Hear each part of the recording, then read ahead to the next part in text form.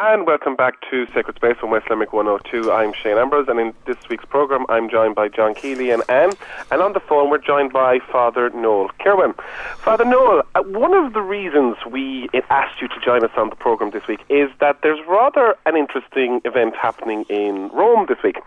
On the 8th of December, Pope Francis is going to open what is called the Holy Door in St. Peter's Basilica in Rome, and it marks the start of what has been called the extraordinary Jubilee of Mercy, which he announced earlier in 2015.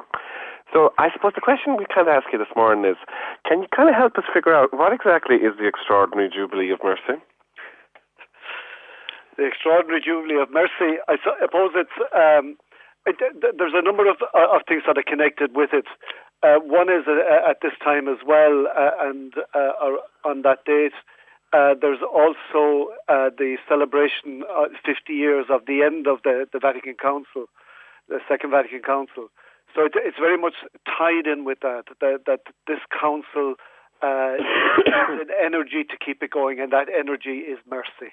It's bringing us back to the core of our faith, to the core of what the Trinity is about, to the core of who we are as Christian people. So to awaken again this sense of mercy in the lives of believers, so that vision of the council of being in dialogue with the world, being in dialogue with each other, reaching out to mankind with Christ's love in very real and practical ways. But I suppose the term mercy, I suppose, for many is kind of a loaded word in many respects, and but theologically and the way we understand it in a religious context is quite deep.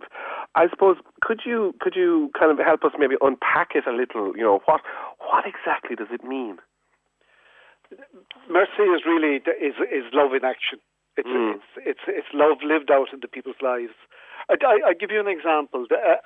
Over a number of weeks now, in our pastoral area, our pastoral councils have been coming together, working with a program called Rediscovering Mercy, which is a trochra program, which they developed about 3-4 years ago. And we sort of rediscovered it ourselves and decided to try it out. But on the second night of that program, we were looking at mercy in the context of community.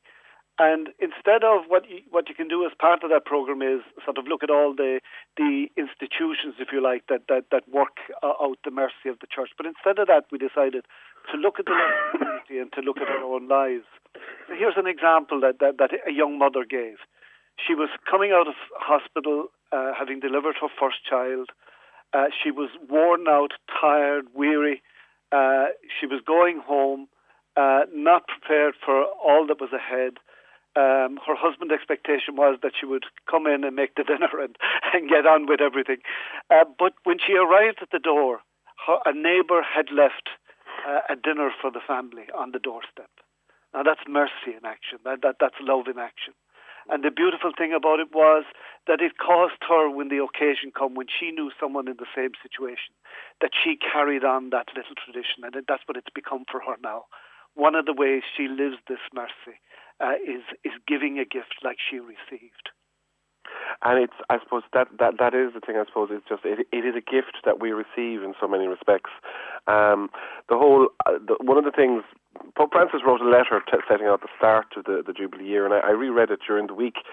And in some ways, it's trying to get your head around. I suppose what we're trying to talk about can be difficult. Unless you can concretize it for people that they can see what you're talking about. But I suppose it's that whole idea that he said the mercy of God is the beating heart of the gospel. It's, as you said yourself, it's love in action. If you're not doing something concrete, you're not really, I suppose, living out the gospel. Absolutely. This is not just a sort of an ideal placed before us. This is actually the real living day-to-day flesh and blood of the gospel. Absolutely. Yeah.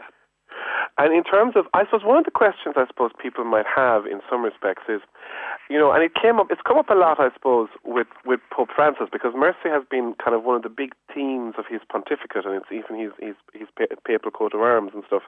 But I suppose one of the questions people would say is, does mercy mean literally kind of it's a free-for-all? It doesn't matter what you do. God's love is so great, it doesn't really matter. No, mercy has to be tied in with truth and understanding, and it's got to be something that's desired from one's heart. It can't. It's not just as you say. It's not an excuse for a free for all. One's heart has to be open to the mercy of Christ that's being offered. It's I suppose, and that's kind of what ties it in, I suppose, with Advent in some respects, and even with the Gospel, which we're going to talk about in the third part of the program, is our hearts have to be receptive to it. You know, it's not simply just a case of it just happens and it's out there. If you go through the Psalms, there's some beautiful Psalms which talk about the mercy of God, and even if we look outside our own tradition, if we look to Judaism and well, obviously when we look to Judaism, we talk about the Psalms, but even if we look to Islam, one of the names that Muslims give to God is Allah the Merciful, or the All-Merciful, or Allah the All-Compassionate. And it's just that whole concept that we have that, you know, while in Christianity we say God is love, out of that love comes mercy, if you like. It's God's love in action. You know, for Moses, you know, he's the God of mercy and compassion, you know. Yeah. You see, this is, and again, you know, sometimes people talk about, you know, reconciliation, like, you know, and, you know, there's been talk about what the Pope is going to do around sort of reconciliation and this sort of expectation that there will be sort of a blanket, a sort of a blanket forgiveness for everything for everyone. And that's not what he's talking about at all. He's talking about a change of heart. He's talking about someone who recognizes in their lives that what they did was wrong, that they recognize that this has damaged them and maybe damaged others. And in that sense of, I suppose, in the sense of the prodigal son, you know, having recognized all of that, then they come with a genuine longing to be at peace with themselves, to be at peace with God, to be at peace with those they have hurt and wounded. So it's got to be real in that sense and truthful in that sense. I suppose, Noel, if I could ask you kind of a personal question as a priest, you know, in terms of one of the things that Pope Francis has talked about for the coming year is to renew and encourage people's participation in the sacrament of penance. And I suppose there is a perception out there that, particularly in Ireland, people just don't go to confession anymore. And would you say that's your own experience? Certainly, it has become more of an event, if you like. Now, here in St. John's, because we're sort of centre city, and that, like on Saturday morning, we hear confessions, and there are people coming, and you know, and almost in the spirit of what I said before, people are coming with very genuine questions in their lives. They're coming with struggling with difficulties in that, and there's a very sort of mature. There's something beautiful happening from the point of view of the idea of coming in with your list and throwing down your list and getting your penance and going.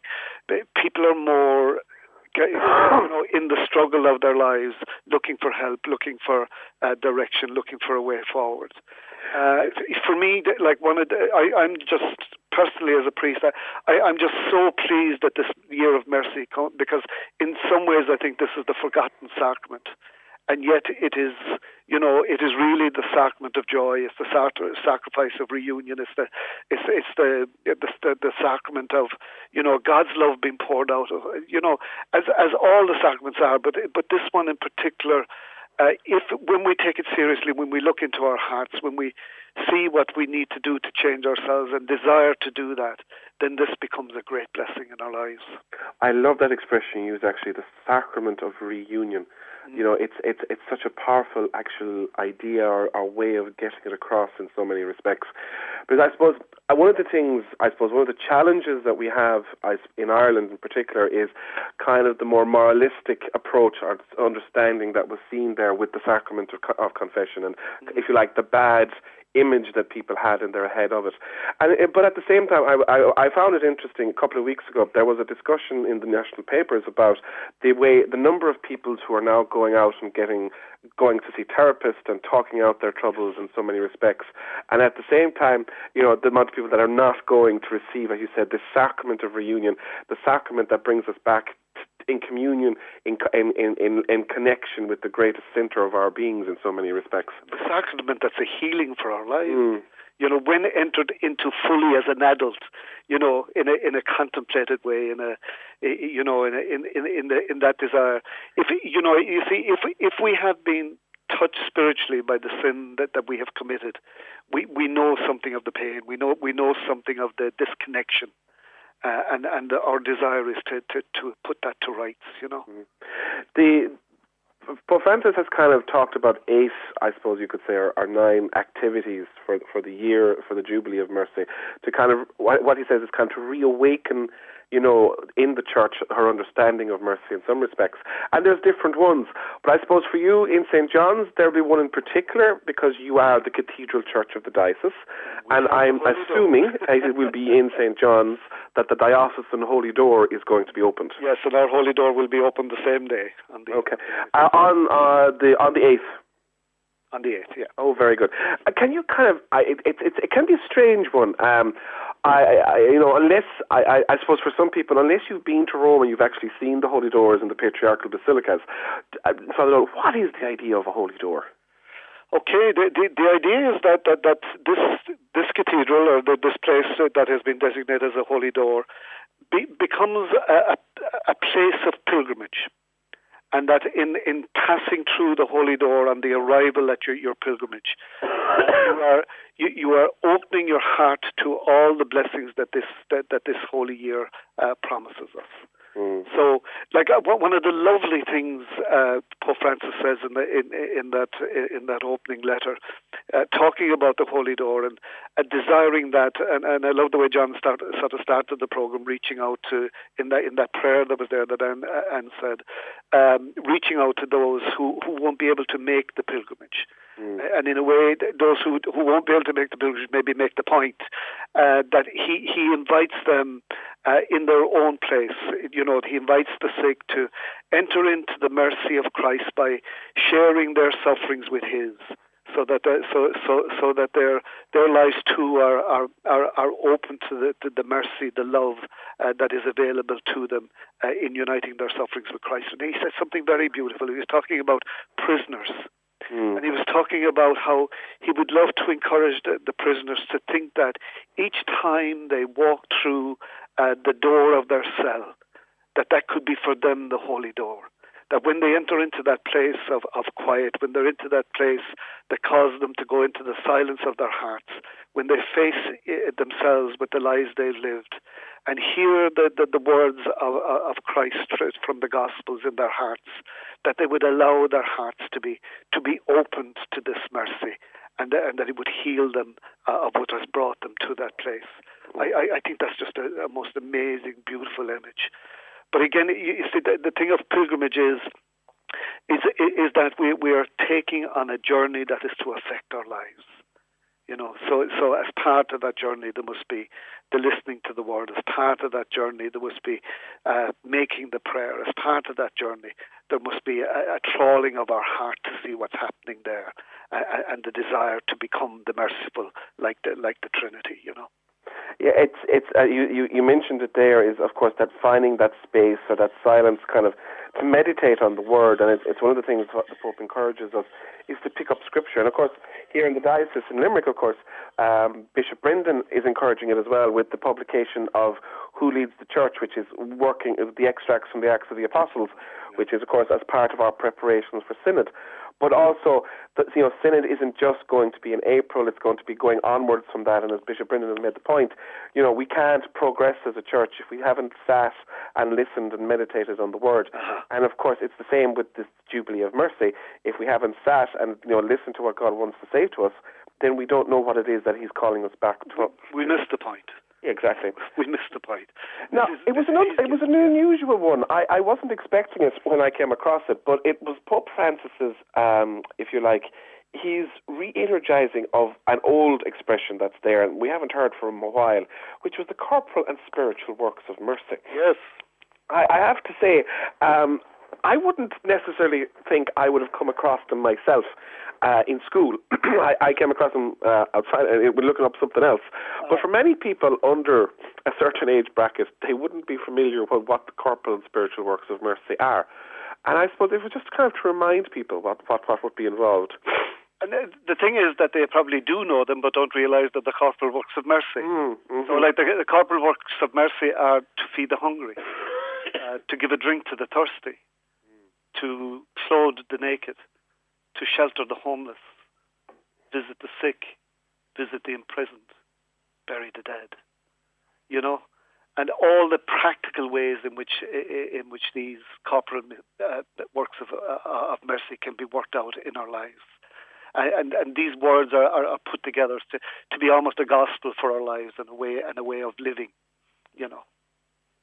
It's yeah, and as you said, it's mercy. It's mercy in action. I suppose there are a number of other things, I suppose, that are being encouraged for the Year of Mercy, but they relate more to Lent, which we might leave for the moment, and we can come back to later in the year. Because of course, Lent is the season very much associated with mercy, but so is Advent.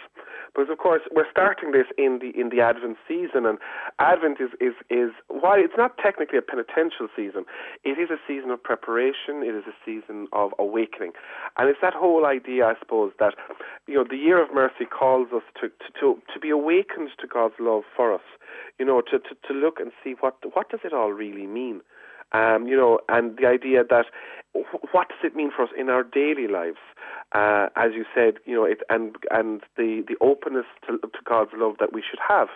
But I suppose for many people it can be difficult. We live in a world, we live in a country where there's many a hardened heart, I suppose, in some respects, for whatever reason, due to a bad experience in life or disillusionment with the church as an institution or something like that. If we're looking at kind of as an opportunity to kind of re-engage with people and to pray for people, what would you be saying? Particularly, I suppose, Father Noel, looking at our listeners this morning, in terms of, many of our listeners are elderly, they're confined to homes and nursing homes in some respects.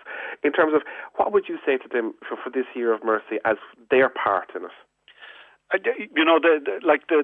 St. Teresa was so big on the importance and the power and the blessing of the prayer of the sick, and those confined to home, and it's a way of, like, one of the lovely things on the EWTN when people are coming to receive the Eucharist and they make that spiritual communion, help the people to make that spiritual communion. That the thing about the mercy is, and practicing it, and praying for people, is that we ourselves in the very act receive the gift of mercy. We receive the gift of love. We're immersed in that way of life. And there's a sense in which we're doing what God asks us to do. We're doing it out of love. We're doing it out of concern.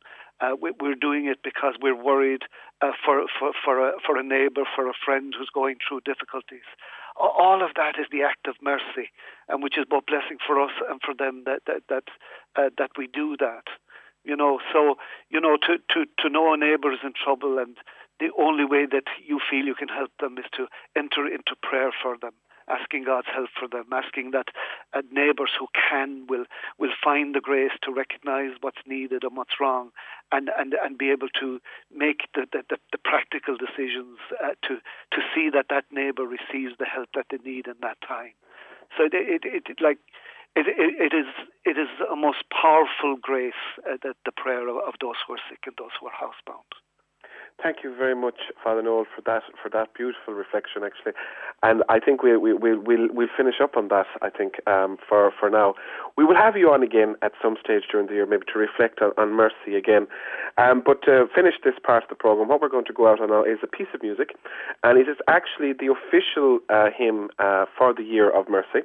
Now, this version is in Italian and Latin. Unfortunately, there isn't an English recording of it at the moment. But we'll go out listening to that and just, encouraging people to participate in the year that is to come. Advent is a good season to start in many respects, and throughout Advent, in many parishes across the diocese, there will be services of reconciliation for Advent, in preparation for Advent and Christmas, and it will be a good way, as we said, Advent is the new year, it's the start of the new liturgical year. Maybe we might take up a new a new resolution for the church's year and start off with a good preparation and maybe consider to encounter God's mercy in the sacrament of confession. And so we go out with this lovely piece of music.